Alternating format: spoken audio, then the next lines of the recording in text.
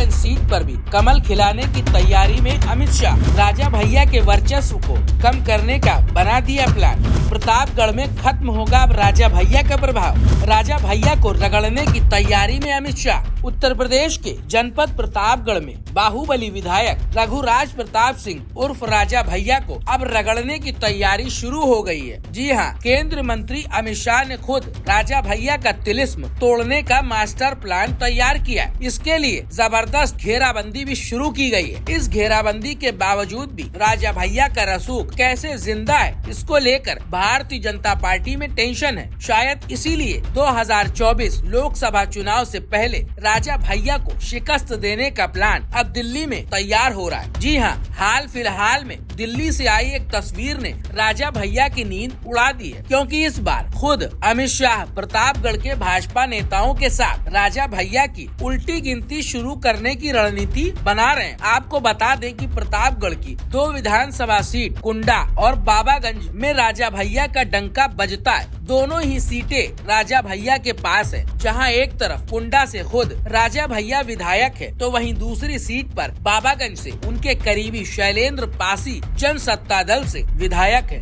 ये दोनों सीट कौशाम्बी लोकसभा में आती है। 2019 के लोकसभा चुनाव में राजा भैया की पार्टी के कैंडिडेट को 2.25 लाख वोट मिले थे। हालांकि सांसदी का चुनाव भारतीय जनता पार्टी के विनोद सोनकर जीते थे, लेकिन लोकसभा चुनाव के परिणाम आने के बाद प्रतापगढ़ और कौशाम्बी लोकसभा सीट पर भारतीय जनता पार्टी के लिए बड़ी चुनौती है। फिलहाल राजा भैया को चुनौती देखते हुए अमित शाह ने कौशाम्बी से भारतीय जनता पार्टी से सांसद विनोद सोनकर व पूर्व सांसद राजकुमारी रत्ना सिंह और राजा भैया के प्रबल विरोधी शिव प्रकाश मिश्र सेनानी समेत कुंडा और बालागंज इलाके के प्रभावशाली नेताओं को दिल्ली बुलाया और अमित शाह ने कुंडा और बाबागंज सीट पर भी कमल खिलाने की रणनीति बनाई। अमित शाह ने नेताओं को टास्क दिया और टारगेट पर रखा राजा भैया और उनकी पार्टी जनसत्ता दल को। लोकल नेताओं ने अमित शाह से राजा भैया की ठसक कम कर हैसियत में लाने की सलाह तक दी। अमित शाह से टास्क लेकर दिल्ली से वापस आए प्रतापगढ़ के नेताओं की माने तो राजा भैया की सियासत को रगड़ने का फुल प्रूफ प्लान तैयार हो गया, क्योंकि इस बार निशाना खुद केंद्रीय मंत्री अमित शाह का है। Bureau report, the Inquilab express.